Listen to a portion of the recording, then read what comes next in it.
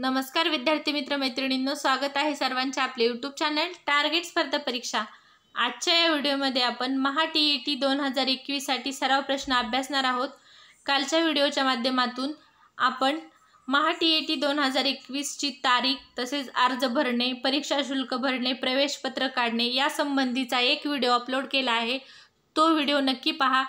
TET 2021 साठी खूप कमी कालावधी राहिला आहे, त्याकरता सर्वांनी अभ्यास करणे, सराव करणे खूप महत्त्वाचे आहे। आपल्या चॅनलवर आपण बालमानसशास्त्र, मराठी व्याकरण तसेच परिसर अभ्यास या विषयाचे सर्व व्हिडिओ अपलोड करणार आहोत, जेणेकरून टीईटी देणाऱ्या सर्व विद्यार्थ्यांचा सराव होण्यास मदत होईल। चला तर मग सुरुवात करूया आजच्या व्हिडिओला।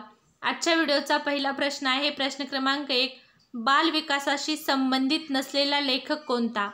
पर्याय आहेत पर्याय क्रमांक 1 ई.बी. हरलॉक, पर्याय क्रमांक 2 सरोजिनी सर्वेक्षण, पर्याय क्रमांक 3 इरिकसन, पर्याय क्रमांक 4 आहे एफ.डब्ल्यू. टेलर।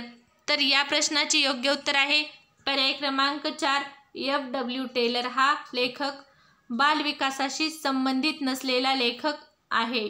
प्रश्न क्रमांक 2, शिक्षणाचा सत्तावादी स्तर कोणता आहे? पर्याय आहेत पर्याय क्रमांक 1 शिक्षक केंद्रित स्तर, पर्याय क्रमांक 2 विद्यार्थी केंद्रित स्तर, पर्याय क्रमांक 3 मुख्याध्यापक केंद्रित स्तर, पर्याय क्रमांक 4 आहे अनुभव केंद्रित स्तर। तर या प्रश्नाचे योग्य उत्तर आहे पर्याय क्रमांक 4 अनुभव केंद्रित स्तर हा शिक्षणाचा सत्तावादी स्तर आहे। प्रश्न क्रमांक 3, चारित्र्याचा विकास कोणत्या घटकांमुळे होतो? पर्याय आहेत पर्याय क्रमांक 1 इच्छाशक्तीने, पर्याय क्रमांक 2 वर्तन व व्यवहार, पर्याय क्रमांक 3 नैतिकता, पर्याय क्रमांक 4 आहे वरील सर्व। तर या प्रश्नाचे योग्य उत्तर आहे पर्याय क्रमांक 4 वरील सर्व। चारित्र्याचा विकास हा इच्छाशक्तीने, वर्तन, व्यवहार व नैतिकता या सर्व घटकांच्या माध्यमातून घडून येतो। प्रश्न क्रमांक 4, खालीलपैकी अध्ययन अध्यापनाचा कोणता स्तर नाही? पर्याय आहेत पर्याय क्रमांक 1 विभेदीकरण स्तर, पर्याय क्रमांक 2 आहे स्मृती स्तर, पर्याय क्रमांक 3 आहे चिंतनशील स्तर व पर्याय क्रमांक 4 आहे समजण्याचा स्तर। तर या प्रश्नाचे योग्य उत्तर आहे पर्याय क्रमांक 1 विभेदीकरण स्तर हा अध्ययन अध्यापनाचा स्तर नाही। बाकी स्मृती स्तर, चिंतनशील स्तर व समजण्याचा स्तर अध्यापनाचे स्तर आहेत। प्रश्न क्रमांक 5, व्यक्तीचे अध्ययन खालीलपैकी कोणत्या परिस्थितीत घडून येते? पर्याय आहेत पर्याय क्रमांक 1 नैसर्गिक वातावरण, पर्याय क्रमांक 2 नियंत्रित वातावरण, पर्याय क्रमांक 4 पर्यवेक्षित वातावरण व पर्याय क्रमांक 4 आहे नैसर्गिक तसेच नियंत्रित वातावरण। तर या प्रश्नाचे योग्य उत्तर आहे पर्याय क्रमांक 4 नैसर्गिक तसेच नियंत्रित वातावरण या परिस्थितीत व्यक्तीचे अध्ययन घडून येते। प्रश्न क्रमांक 6, खालीलपैकी कोणते शिक्षणाच्या मुख्य उद्दिष्टांपैकी एक उद्दिष्ट आहे? पर्याय आहेत पर्याय क्रमांक 1 नोकरी करणे, पर्याय क्रमांक 2 समाज परिवर्तन, पर्याय क्रमांक 3 शिक्षकाचा उदरनिर्वाह व पर्याय क्रमांक 4 आहे वरील सर्व। तर या प्रश्नाचे योग्य उत्तर आहे पर्याय क्रमांक 2 समाज परिवर्तन करणे हे शिक्षणाच्या मुख्य उद्दिष्टांपैकी एक असणारे उद्दिष्ट आहे। प्रश्न क्रमांक 7, शालेय गणवेशाच्या माध्यमातून कोणत्या मूल्याची जपवणूक होते? तर या प्रश्नाचे पर्याय आहेत विषमता, पर्याय क्रमांक 2 विविधता, पर्याय क्रमांक 3 समता व पर्याय क्रमांक 4 आहे लोकशाही। तर या प्रश्नाचे योग्य उत्तर आहे पर्याय क्रमांक 3 समता। शालेय गणवेशाच्या माध्यमातून समता या मूल्याची जपवणूक होते। प्रश्न क्रमांक 8, मूर्त सक्रिय अवस्था बालकाच्या कोणत्या वयात असते? पर्याय आहेत पर्याय क्रमांक 1 2 ते 7 वर्ष, पर्याय क्रमांक 2 आहे 7 ते 12 वर्ष, पर्याय क्रमांक 3 आहे 0 ते 2 वर्ष व पर्याय क्रमांक 4 आहे 12 वर्षापुढे। तर या प्रश्नाचे योग्य उत्तर आहे पर्याय क्रमांक 2 7 ते 12 वर्ष या दरम्यान किंवा या वयात मूर्त सक्रिय अवस्था असते। बालकाच्या विकासाच्या विविध अवस्था आहेत, त्या अवस्थांच्या माध्यमातून बालकाचा विकास हा घडून येतो। त्यापैकीच मूर्त सक्रियात्मक अवस्था ही 7 ते 12 वर्ष या वयात असते। प्रश्न क्रमांक 9, अभ्यासक्रम विकसन ही कशा प्रकारची प्रक्रिया आहे? तर या प्रश्नाचे पर्याय आहेत. पर्याय क्रमांक 1 तात्पुरती, पर्याय क्रमांक 2 अखंड, पर्याय क्रमांक 3 लवचिक, पर्याय क्रमांक 4 स्थिर. तर या प्रश्नाचे योग्य उत्तर आहे पर्याय क्रमांक 2 अखंड. अभ्यासक्रम विकसन ही एक अखंड प्रकारची प्रक्रिया आहे. बऱ्याच परीक्षांना असा प्रश्न म्हणजे TETच्या या अगोदरच्या झालेल्या परीक्षांमध्ये असा प्रश्न विचारला गेला आहे, अध्ययन ही कशा प्रकारची प्रक्रिया आहे. तर अध्ययन ही अखंड प्रकारची प्रक्रिया आहे. अध्ययन ही न संपणारी म्हणजेच अखंड प्रकारची प्रक्रिया आहे. प्रश्न क्रमांक 10. प्रत्येक व्यक्तीच्या अंगी असणाऱ्या काही सुप्त क्षमता लक्षात घेऊन त्यांचा विकास करणे म्हणजे काय. तर या प्रश्नाचे पर्याय आहेत. पर्याय क्रमांक 1 परीक्षा, पर्याय क्रमांक 2 शिक्षण, पर्याय क्रमांक 3 मूल्यमापन व पर्याय क्रमांक 4 आहे मुक्त शिक्षण. तर या प्रश्नाचे योग्य उत्तर आहे पर्याय क्रमांक 2 शिक्षण. प्रत्येक व्यक्तीच्या अंगी असणाऱ्या काही सुप्त क्षमता लक्षात घेऊन त्यांचा विकास करणे म्हणजेच शिक्षण होय. प्रश्न क्रमांक 11. परिणामकारक शिक्षक होण्याकरता खालीलपैकी कोणती बाब आवश्यक आहे. पर्याय आहेत. पर्याय क्रमांक 1 विद्यार्थ्यांचे अवधान खेचून घेण्याचे व टिकवून धरण्याचे कौशल्य, पर्याय क्रमांक 2 शैक्षणिक साधने वापरण्याचे कौशल्य, पर्याय क्रमांक 3 आहे श्राव्य व स्पष्ट उच्चार व पर्याय क्रमांक 4 आहे व्यक्तिमत्व. तर या प्रश्नाचे योग्य उत्तर आहे पर्याय क्रमांक 1 विद्यार्थ्यांचे अवधान खेचून घेण्याचे व टिकवून धरण्याचे कौशल्य हे परिणामकारक शिक्षक होण्याकरता आवश्यक असणारी बाब आहे. प्रश्न क्रमांक 12. अध्यापन कौशल्यात कशाचा समावेश होतो.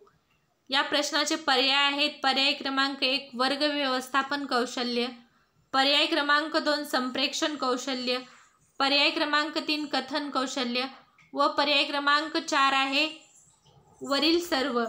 तर या प्रश्नाचे योग्य उत्तर आहे पर्याय क्रमांक 4 वरील सर्व. अध्यापन कौशल्यामध्ये वर्ग व्यवस्थापन कौशल्य, संप्रेषण कौशल्य तसेच कथन कौशल्य या सर्व कौशल्यांचा समावेश अध्यापन कौशल्यामध्ये होतो. प्रश्न क्रमांक 13. उलटसुलट बाजू मांडणे, विधानाचे खंडन करणे, समर्थन करणे या बाबी कोणत्या पद्धतीमध्ये येतात. तर या प्रश्नाचे पर्याय आहेत. पर्याय क्रमांक 1 पाठांतर, पर्याय क्रमांक 2 स्मृती, पर्याय क्रमांक 3 वादविवाद व पर्याय क्रमांक 4 आहे विवरण. तर या प्रश्नाचे योग्य उत्तर आहे पर्याय क्रमांक 3 वादविवाद. उलटसुलट बाजू मांडणे, विधानाचे खंडन करणे, समर्थन करणे या सर्व बाबी वादविवाद पद्धतीमध्ये येतात. प्रश्न क्रमांक 14. अध्यापन म्हणजे काय. पर्याय आहेत. पर्याय क्रमांक 1 अद्ययावत माहितीची देवाण, पर्याय क्रमांक 2 पाठांतर आणि माहितीची पुनरोक्ती यास प्रोत्साहन, पर्याय क्रमांक 3 आहे चांगल्या वाचन व लेखन कौशल्याचा विकास व पर्याय क्रमांक 4 आहे अध्ययनाला अनुकूल परिस्थिती निर्माण करणे. तर या प्रश्नाचे योग्य उत्तर आहे पर्याय क्रमांक 4 अध्ययनाला अनुकूल परिस्थिती निर्माण करणे म्हणजेच अध्यापन होय. हा प्रश्न देखील यापूर्वी TET परीक्षेमध्ये विचारला गेलेला आहे. प्रश्न नीट लक्षात ठेवा. अध्यापन म्हणजे अध्ययनाला अनुकूल परिस्थिती निर्माण करणे होय. प्रश्न क्रमांक 15. राष्ट्रीय विकासासाठी कोणती गोष्ट महत्त्वाची आहे. या प्रश्नाचे पर्याय आहेत. पर्याय क्रमांक 1 भविष्य काळात शिक्षणातील गुंतवणूक वाढावी, पर्याय क्रमांक 2 भविष्य काळात शिक्षणातील गुंतवणूक कमी करावी, पर्याय क्रमांक 3 शिक्षणावरील खर्च निर्धारित करावा व पर्याय क्रमांक 4 आहे केंद्राच्या मर्जीनुसार योजना आखाव्यात. तर या प्रश्नाचे योग्य उत्तर आहे पर्याय क्रमांक 1 भविष्य काळात शिक्षणातील गुंतवणूक वाढवावी. हे राष्ट्रीय विकासासाठी महत्त्वाची असणारी गोष्ट किंवा बाब आहे. प्रश्न क्रमांक 16. शिक्षण आणि व्यक्तीचा सर्वांगीण विकास साधला जातो, पण सध्याच्या शिक्षण पद्धतीत मात्र फक्त कोणत्या गोष्टीचा विचार केला जातो. या प्रश्नाचे पर्याय आहेत. पर्याय क्रमांक 1 बौद्धिक विकास, पर्याय क्रमांक 2 भावनिक विकास, पर्याय क्रमांक 3 नैतिक विकास व पर्याय क्रमांक 4 आहे शारीरिक विकास. तर या प्रश्नाचे योग्य उत्तर आहे पर्याय क्रमांक 1 बौद्धिक विकास. शिक्षणाने व्यक्तीचा सर्वांगीण विकास साधला जातो, पण सध्याच्या शिक्षण पद्धतीमध्ये मात्र फक्त बौद्धिक विकास या गोष्टीचा जास्त विचार केला जातो किंवा बौद्धिक विकास या गोष्टीवर जास्त भर दिला जातो. प्रश्न क्रमांक 17. कोणत्या द्विधात्मक शिक्षण पद्धतीतील पायऱ्या आहेत? तर या प्रश्नाचे पर्याय आहेत. पर्याय क्रमांक 1 प्राथमिक शिक्षण, पर्याय क्रमांक 2 माध्यमिक शिक्षण, पर्याय क्रमांक 3 उच्च माध्यमिक शिक्षण व पर्याय क्रमांक 4 आहे वरील सर्व. तर या प्रश्नाचे योग्य उत्तर आहे पर्याय क्रमांक 4 वरील सर्व. प्रश्न क्रमांक 18. पूर्व प्राथमिक शिक्षणाचा कालावधी सर्वसाधारणपणे कोणता असतो? पर्याय आहेत. पर्याय क्रमांक 1 2.5 ते 6 वर्ष, पर्याय क्रमांक 2 5 ते 8 वर्ष, पर्याय क्रमांक 3 5 ते 10 वर्ष, पर्याय क्रमांक 3 आहे पर्याय क्रमांक 4 आहे 3 ते 7 वर्ष. तर या प्रश्नाचे योग्य उत्तर आहे पर्याय क्रमांक 1 2.5 ते 6 वर्ष हा पूर्व प्राथमिक शिक्षणाचा कालावधी सर्वसाधारणपणे असतो. प्रश्न क्रमांक 19. अध्ययन व अध्यापनावर कशाचा परिणाम होतो? तर या प्रश्नाचे पर्याय आहेत. पर्याय क्रमांक 1 शारीरिक घटक, पर्याय क्रमांक 2 सामाजिक घटक, पर्याय क्रमांक 3 आहे परिसरीय घटक व पर्याय क्रमांक 4 आहे वरील सर्व. तर या प्रश्नाचे योग्य उत्तर आहे पर्याय क्रमांक 4 वरील सर्व. अध्ययन व अध्यापनावर शारीरिक घटक, सामाजिक घटक व परिसरीय घटक या सर्व घटकांचा परिणाम होतो. प्रश्न क्रमांक 20. वर्गात जेवढे विद्यार्थी कमी असतील तेवढे चांगले कारण काय? पर्याय आहेत. पर्याय क्रमांक 1 अध्यापन परिणामकारक होण्यास मदत होते, पर्याय क्रमांक 2 प्रत्येकावर नियंत्रण ठेवता येते, पर्याय क्रमांक 3 प्रत्येकाच्या समस्या समजावून घेता येतात व पर्याय क्रमांक 4 आहे वरील सर्व. तर या प्रश्नाचे पर्याय सर्व बरोबर आहेत. या प्रश्नाचे योग्य उत्तर आहे वरील सर्व. प्रश्न क्रमांक 21. शालेय घटक अध्ययन अध्यापन प्रक्रियेवर सकारात्मक परिणाम करतात. कोणते शालेय घटक अध्ययन अध्यापन प्रक्रियेवर सकारात्मक परिणाम करतात असा प्रश्न आहे.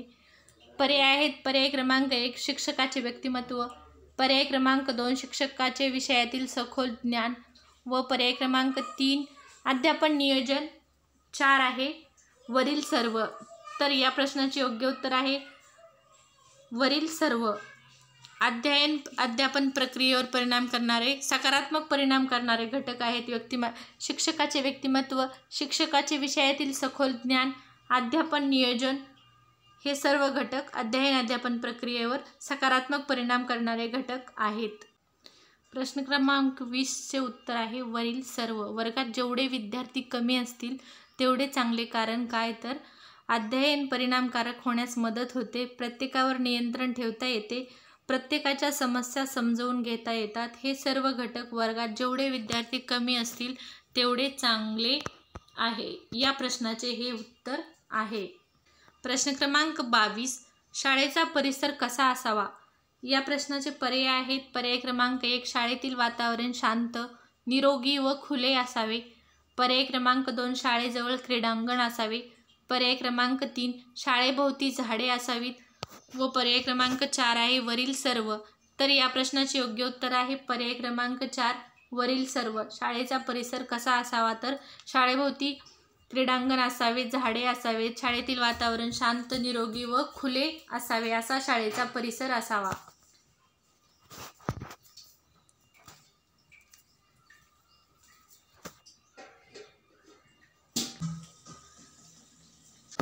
प्रश्न क्रमांक 23 आहे शिक्षकाने काय करावे?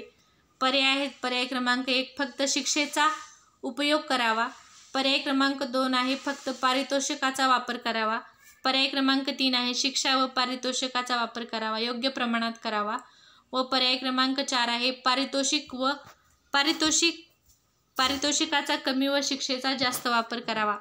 तर या प्रश्नाचे योग्य उत्तर आहे पर्याय क्रमांक 3 शिक्षा व पारितोषिकाचा योग्य प्रमाणात वापर करावा.